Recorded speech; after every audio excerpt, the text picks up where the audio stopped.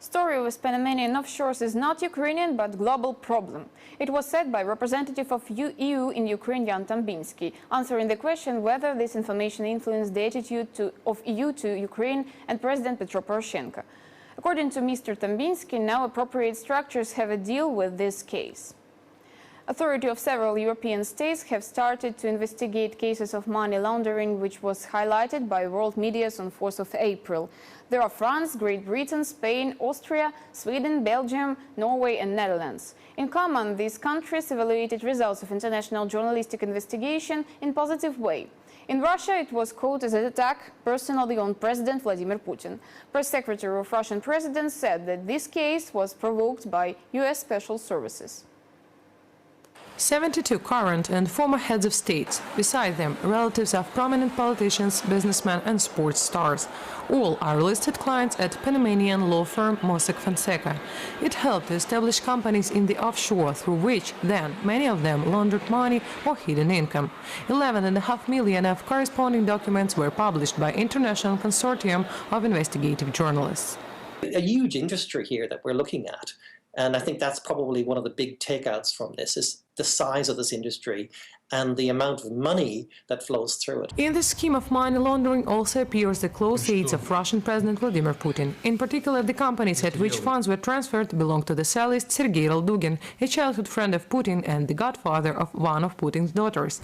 It is reported that one of Roldugin's companies received from Russian Commercial Bank of Cyprus several loans amounting $600 million. During this period, it was owned by Russian bank VTB. A spokesman for the Russian President Dmitry Peskov addressed the publication as an information attack on Putin and his entourage. The leak is designed for internal audiences on the background of preparations for the parliamentary as well as presidential elections in prospect. Meanwhile, in Australia, the last day broke 800 new cases of tax evasion. We've got some 400 million in revenues over the last few years that we've been able to get from acting on sources and information that's come through to the ATO. We've got tax treaty swap agreements on information with over 100 countries to crack down on these sorts of things. The Prime Minister of Iceland, Sigmundur Gunnlaugsson, has run away from reporters when he was asked about his tax evasion. What are you trying to do? It is completely inappropriate. Co-founder of Panamanian company Ramon Fonseca says that his firm did nothing illegal, and journalist investigation he calls a violation of human rights of privacy. He said that, open quote, "They hacked our servers and in such a way received documents. We had all fixed now, but it was hacked. All those people who are listed in the documents are not our customers. They are customers of banking intermediaries who buy our stock companies and then sold them. And who knows for what these people then were using them." End quote.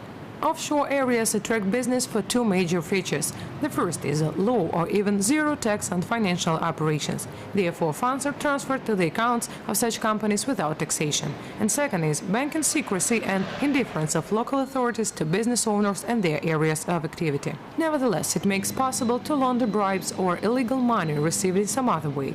These rules also allow to conduct business in circumvention of international sanctions, because no one can track neither the owner of the funds nor the recipient or destination. However, through companies in offshore areas, a completely legal activity can be maintained. Resignations and investigations after the publishing of Panamanian documents went over the world. What is the reaction on published offshore archives? Watching the following story. Panama wants to make its financial system transparent. International expert commission will work on it. It was said by President of the state Juan Carlos Varela. He made a speech in which he said that he will not allow medias which ban situation around offshores to define the destiny of his country. Previous week, biggest world medias published millions of documents which testify that Panamanian company Mossack Fonseca helped its clients to launder money, avoid sanctions and not to pay taxes. Because of offshore archives, head of Austrian bank Hypo Vorarlberg handed in resignation. Also, financier claimed that he 100% assured neither bank nor himself never violated law and conditions of sanctions. Besides Hypo Vorarlberg, also Austrian Raiffeisen Bank International figure in Panamanian documents. Regulator of financial markets of the state, at once after publishing of archives, had begun the investigation concerning these two financial institutions on case of money laundering. One more resignation in International Football Federation. Head of Ethics Department Juan Pedro Domiani left his position. He is accused in corruption on the grounds of Panamanian documents. On 30th April, Federation has started an internal investigation. At the same time, in Iceland, new prime minister is temporary. The government was handed by Minister of Agriculture and Fishing. Elections of cabinet of ministers will happen in 6 months. The previous head of government handed in resignation because of offshore investigation. Thousands of citizens demanded for firing him during the protest actions.